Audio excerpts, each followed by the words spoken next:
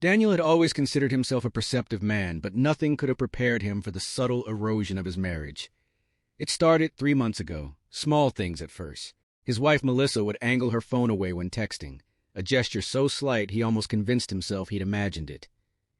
Then came the late nights at the office, her explanations growing more elaborate, more defensive. They'd been married for 7 years, and until recently, those years had been filled with passion and trust. He remembered their early days, stolen kisses in the rain, making love in their first apartment with boxes still unpacked around them, her laughter echoing through rooms that felt too big for just the two of them. Melissa had been his anchor, the woman who understood his silences and filled them with warmth. But warmth had given way to ice. Her mother, Patricia, had moved in 6 weeks ago under the pretense of family bonding after her divorce. The woman had always disapproved of Daniel. Too ordinary for her daughter. She'd once said at their rehearsal dinner, wine glass raised in what everyone pretended was a joke. Now she occupied their guest room like a hostile territory claimed, her presence filling the house with tension and whispered conversations that stopped whenever Daniel entered a room. Tonight felt different. Wrong. Melissa had actually smiled at him over dinner, a smile that didn't reach her eyes. She touched his hand across the table, her fingers cold despite the warm evening. Patricia had watched them with an expression Daniel couldn't quite read. Anticipation, perhaps, or something darker. "I'll make you tea," Melissa had said after they cleared the dishes, her voice artificially sweet. "That blend you used to love." Daniel had followed her to the kitchen, watching as she moved with unusual precision. She pulled down the blue ceramic tin from the top shelf, the one they bought together in that little shop in Vermont during their honeymoon. The memory felt poisoned now. She turned away as she prepared his cup, her shoulders curved forward in a posture of concentration that seemed excessive for such a simple task. When she handed him the steaming mug, her eyes searched his face with an intensity that made his stomach clench. "Drink it while it's hot," she urged, settling onto the couch beside him. Too close. Her perfume, different now, something musky and expensive that Patricia must have bought her, filled his lungs. Daniel raised the cup to his lips, inhaling. Beneath the bergamot and honey, something else lingered. Bitter. Chemical. Wrong. His heart hammered against his ribs, but his face remained neutral. Years of business negotiations had taught him to mask his reactions. "I forgot my phone," he said casually, setting the cup down. "Need to check if Mike responded about tomorrow's meeting." The flash of annoyance across Melissa's face confirmed everything. Daniel's hands didn't shake as he walked to the kitchen, though his pulse thundered in his ears. The fluorescent light hummed above him, casting everything in harsh relief. His phone sat exactly where he'd left it on the counter. He'd never forgotten it at all. Through the archway, he could see Melissa and Patricia huddled together on the couch, their heads bent close in conversation. They thought they were whispering, but voices carried in this house with its high ceilings and hardwood floors. "Should be working within 20 minutes, Patricia was saying. Then we move quickly. Transfer the funds like we discussed, and when he wakes up tomorrow..." "If he wakes up remembering anything, we'll tell everyone he was drinking," Melissa interrupted, her voice hard in a way Daniel had never heard before. "Who'll believe the confused accusations of a drunk man?" "My brilliant daughter." Patricia's praise dripped with toxic affection. "You should have left him years ago, but this way you get everything." Daniel's jaw clenched. His fingers found his phone, opening the voice recorder app he'd started using 2 weeks ago when he'd first noticed the strange man's car parked down the street at odd hours. The same car he'd later seen Melissa getting out of, adjusting her clothes, checking her reflection in the window. He'd followed her, watched her kiss someone else with the passion she no longer showed him. A younger man, early 30s, with an easy smile and no wedding ring. Daniel had stood in the shadows of the parking garage, feeling his world collapse, but something had kept him quiet. Some instinct that told him the infidelity was only part of a larger picture. Now he understood. With steady hands, Daniel picked up Melissa's favorite cup, the one with hand-painted violets that her grandmother had left her, the one she never let anyone else use. He poured his tea into it, then carefully transferred Patricia's chamomile into his original mug. The cups looked similar enough in the dim lighting, similar enough to fool two women too confident in their scheme to pay attention to details. When he returned to the living room, he placed Patricia's cup, now containing the drugged tea, on the side table nearest to where she sat. His own cup, clean and safe, he kept in his hand. "Sorry about that," he said, settling back into his chair. "Turns out it was in my pocket the whole time." Melissa's smile was predatory. "Drink your tea, darling. You've been so stressed lately. You need rest." Daniel raised the cup to his lips, maintaining eye contact with his wife. He took a small sip of the clean chamomile, watching her body relax incrementally. Patricia reached for her own cup, still warm from the switch. "Actually," Daniel said conversationally, "I've been meaning to ask you about something, Patricia. That financial advisor you recommended, the one who specializes in asset liquidation?" Patricia's hand froze halfway to her mouth, cup suspended. What are you talking about?" "You mentioned him last week. Said he could help me consolidate my accounts." Daniel's voice was pleasant, casual. "Make everything more accessible." "Oh!" Patricia's shoulders dropped. "Yes, of course. Just trying to help." She brought the cup to her lips and drank deeply. Melissa leaned forward, her hand finding Daniel's knee. "You're remembering things wrong, honey. Mom never said that. Maybe you should drink your tea. You seem confused." Her touch, once electric, now felt like a brand. Daniel remembered other touches, her fingers threading through his hair as they'd made love just months ago, both of them tangled in sheets, her breathless laughter against his neck. When had that woman been replaced by this stranger? "Maybe you're right," he said softly, taking another sip. "Maybe I am confused about a lot of things." Patricia drank again, deeper this time. "Men often are," she said with cruel satisfaction. 15 minutes passed with excruciating slowness. Daniel kept up the charade, discussing mundane details about his day while Melissa's eyes tracked his every movement like a hawk watching prey. She was waiting for the drug to take effect, for him to grow drowsy, compliant. Instead, it was Patricia who began to falter. "I feel..." she started, her hand rising to her forehead. The cup slipped from her fingers, chamomile splashing across the hardwood floor Daniel had refinished himself 2 summers ago, Melissa bringing him lemonade while he worked, kissing the sweat from his temple. "Mom?" Melissa's voice pitched higher. "Mom, what's wrong?" Patricia's eyes had gone unfocused, her pupils dilated. She tried to stand, but her legs wouldn't cooperate. She collapsed back onto the couch, her breathing becoming shallow and rapid. "I don't understand," Patricia slurred, her head lolled to one side. Melissa's face had gone white, then gray. She looked at her mother, then at Daniel's cup, still nearly full, then back to Patricia. Understanding crashed over her features like a wave. "What did you do?" she whispered. Daniel set down his cup with deliberate care. I didn't do anything, Melissa. The question is, what did you do?" "Call 911. Melissa lunged for her phone, but Daniel was faster. He caught her wrist, his grip firm but not painful. "She'll be fine," he said quietly. "It's just a sedative. Powerful, yes, but not lethal. Though I imagine the dose you prepared for me, a man 40 pounds heavier than your mother, must be hitting her pretty hard right now." Melissa jerked her hand away, staggering backward. "You switched the cups." "I switched the cups." "But how did you... when did you..." Her voice fractured. Daniel pulled out his phone, tapping the screen. His wife's voice filled the room from the recording. "Should be working within 20 minutes. Then we move quickly. Transfer the funds like we discussed." Melissa's knees buckled. She caught herself on the arm of the couch, her perfectly manicured nails painted a deep red he'd never seen her wear before, digging into the fabric. "I have recordings from the past 2 weeks," Daniel continued, his voice steady despite the rage and heartbreak warring in his chest. "Your phone calls with James. That's his name, right? The assistant marketing director from your firm. The conversations about my bank accounts, my investments, the plans to drug me and drain everything while I was incapacitated. Daniel, please. I have photos of you with him.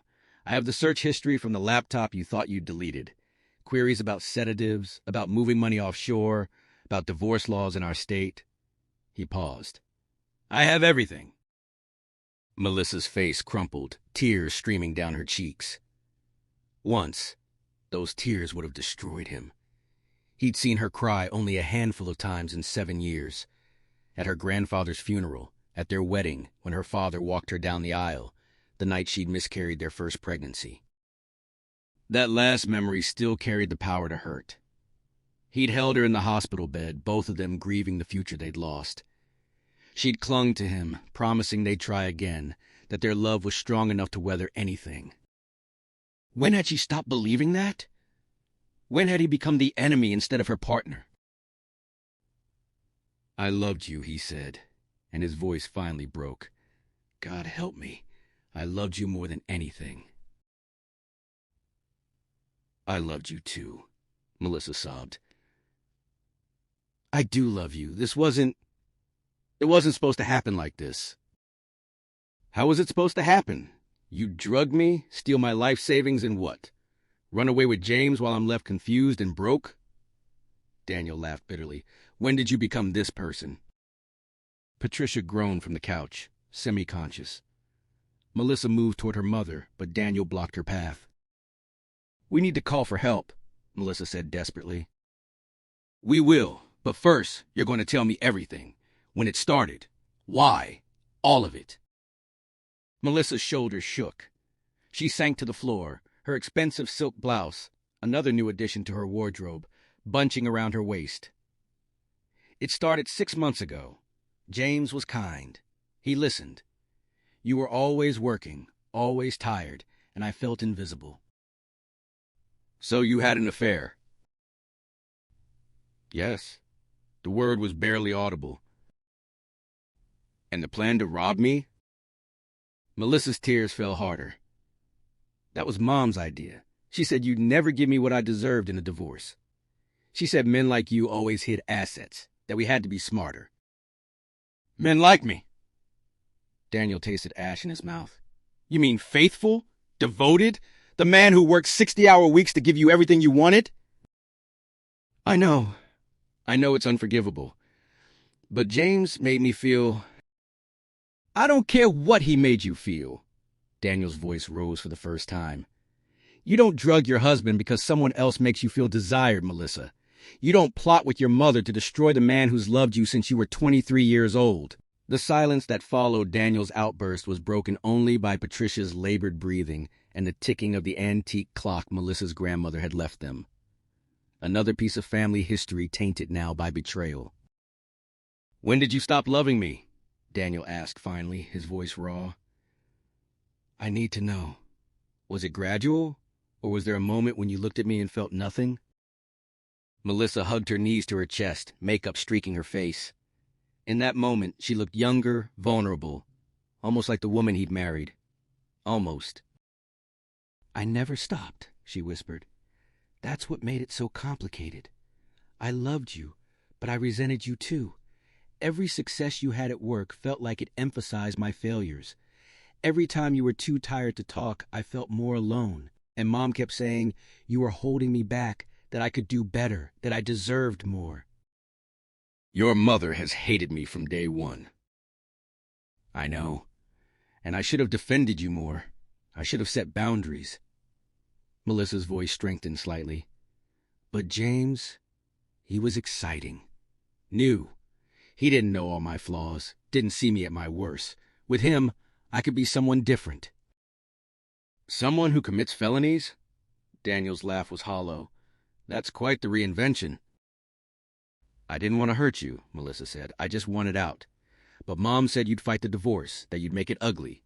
She said we needed leverage, insurance.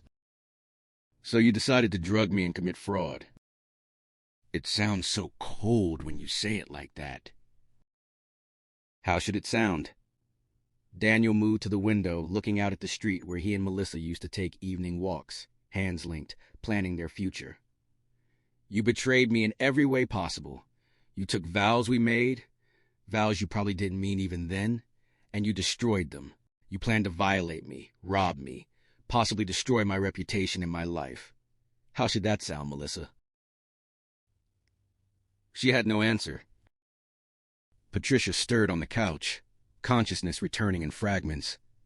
Her eyes opened, unfocused and confused. What happened? You drugged yourself with the sedative you gave my wife to use on me, Daniel said flatly. How does it feel? Patricia's face went through several expressions. Confusion, realization, fury.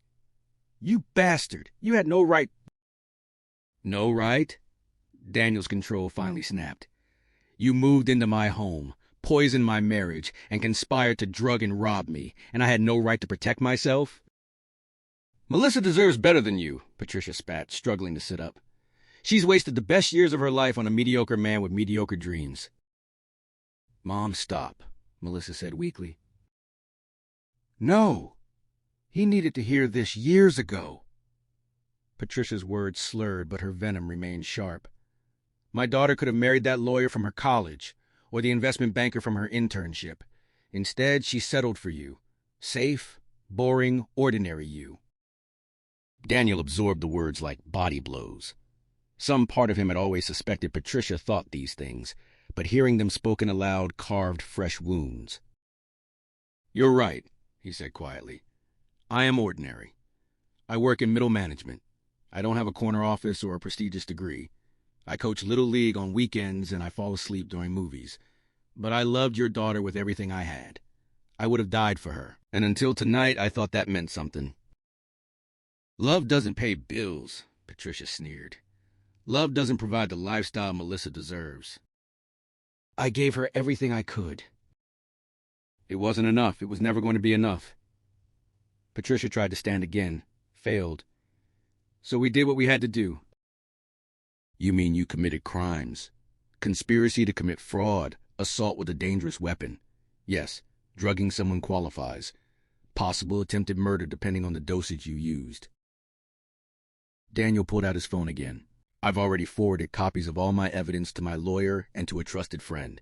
If anything happens to me, it goes straight to the police. Melissa made a wounded sound. You'd send me to prison? You were going to drug me and rob me. What did you think would happen? I thought. She trailed off, realizing how foolish any answer would sound. You didn't think. That's the problem. Daniel moved toward the door. I'm calling 911 now. They'll take your mother to the hospital. Make sure the sedative doesn't cause any permanent damage. Then we're going to have a very different conversation. One that involves lawyers and police officers. Wait, Melissa scrambled to her feet. Please, Daniel, we can fix this. I'll end things with James. Mom can leave. We can go to counseling, start over. Please don't destroy our marriage over one mistake. One mistake? Daniel stared at his wife, this woman he barely recognized. Melissa, you planned to drug me. You recruited your mother to help you rob me. You had an affair. Those aren't mistakes. They're choices. A series of deliberate, calculated choices. I was confused. Unhappy. Melissa's desperation was palpable now. Haven't you ever felt trapped? Haven't you ever wanted something different? Every day, Daniel admitted. I wanted more time with you. I wanted the woman I married back. I wanted to feel like I was enough for you. His voice hardened. But I never once considered drugging you, or stealing from you, or plotting with anyone to destroy you. He dialed 911, watching Melissa's face crumble as the operator answered. The paramedics arrived first, a young woman and an older man who'd probably seen everything in their years of service. They assessed Patricia with professional efficiency, while Melissa hovered nearby, answering questions in a voice that shook. What did she take? The female paramedic asked. Daniel handed her the tea tin. I believe this contains a sedative mixed with the regular tea. I don't know the specific drug or dosage. The paramedics exchanged glances. And how did she come to ingest it? That, Daniel said, is a question for the police. They arrived 10 minutes later, 2 officers, one male and one female, both watching Daniel with the particular intensity cops reserved for domestic situations. He understood. He was the calm one, the collected one, while Melissa wept and Patricia drifted in and out of consciousness. In their experience, that probably made him the aggressor. "I have recordings," Daniel said before they could start asking questions he didn't want to answer yet, "of my wife and her mother planning to drug me and steal my money. I have evidence of an affair. I have everything documented." The female officer, whose nameplate read Officer Santos, raised an eyebrow. "And you didn't think to call us before tonight?" "I needed to be sure. I needed evidence that would hold up." Daniel pulled out his phone, playing the recordings. Both officers listened, their expressions shifting from skepticism to grim understanding. "I'm going to need you to send those to me," Officer Santos said, "and we're going to need to take statements from everyone." The next 2 hours blurred together. The paramedics transported Patricia to the hospital, with Officer Santos accompanying them. Daniel gave his statement to Officer Chen, a meticulous recounting of everything he'd discovered, everything he documented, and tonight's events. Melissa sat across the room, flanked by a victim advocate the police had called, despite Daniel's protests, that he was the victim here. She looked smaller somehow, diminished, her earlier bravado stripped away by the reality of consequences. "What happens now?" she asked Officer Chen when he'd finished with Daniel. "That depends on several factors," the officer replied. "The DA will review the evidence and decide whether to press charges. Drugging someone, conspiracy to commit fraud, and attempted theft. These are serious crimes, Mrs. Reynolds." "But I didn't actually do it. He switched the cups. My mother is the one in the hospital." "Because you prepared a drugged beverage with the intent to incapacitate your husband," Officer Chen said patiently. "The fact that he prevented you from carrying out the crime doesn't negate your intent." Melissa turned to Daniel, desperation in her eyes. "Tell them you won't press charges. Tell them it was a misunderstanding." "A misunderstanding?" Daniel repeated flatly. "Is that what we're calling attempted drugging and robbery now?" "Please, Daniel, I'm begging you. I made a mistake." Multiple mistakes, multiple calculated decisions. He stood, suddenly exhausted to his bones. "I trusted you with everything, Melissa. My heart, my life, my future. And you were willing to drug me, to violate me in one of the most fundamental ways possible, for money and your mother's approval.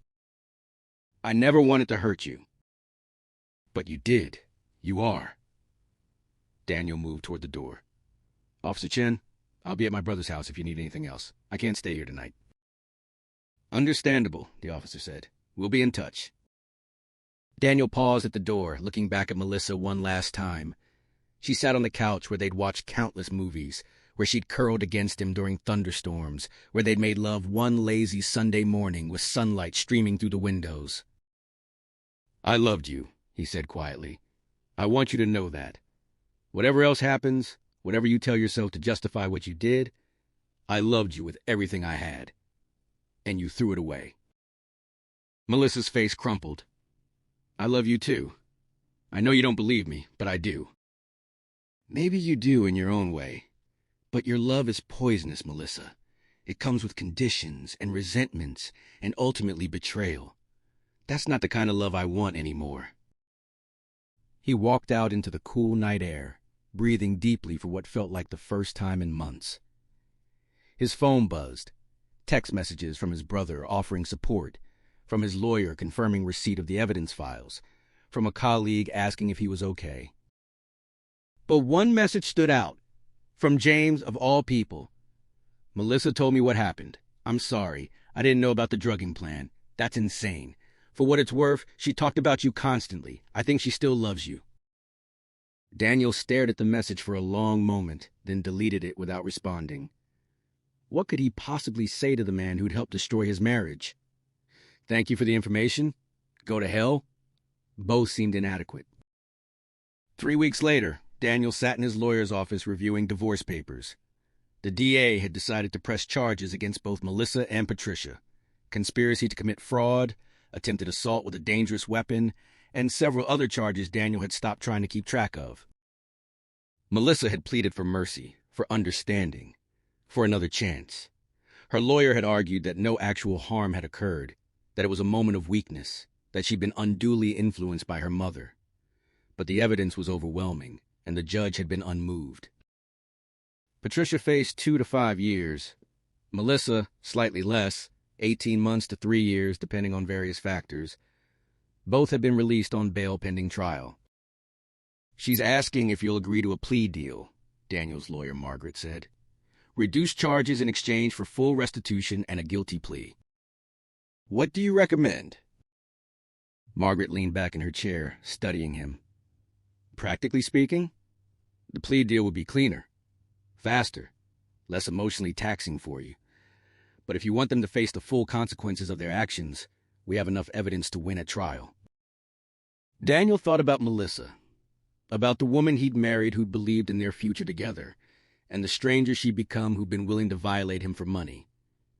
He thought about all the nights he'd worked late to provide for them, all the dreams they'd shared, all the love he'd given freely and completely. "The plea deal," he said finally.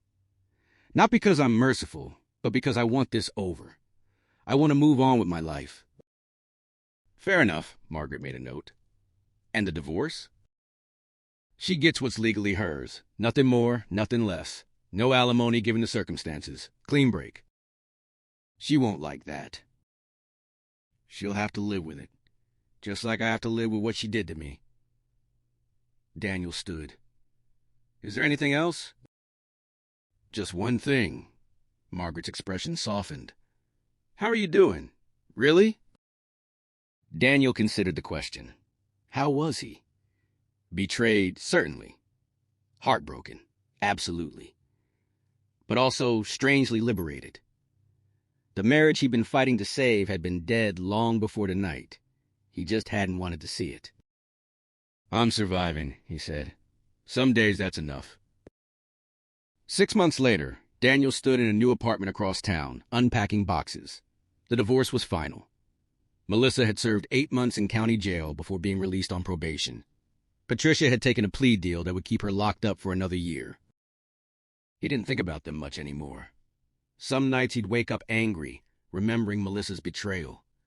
Other times he felt only sadness for what they'd lost, or what he'd thought they'd had. His phone rang. His brother inviting him to dinner. A friend from work suggesting they catch a game this weekend. Small gestures of normalcy, of life continuing forward. Daniel accepted both invitations, surprised to find himself looking forward to them. He was building something new, a life where trust wasn't taken for granted, where love wasn't assumed to be unconditional, where he entered each day with eyes wide open. It wasn't the future he'd planned, but it was honest and real and his own. And in the end, that was worth more than all the bitter tea in the world.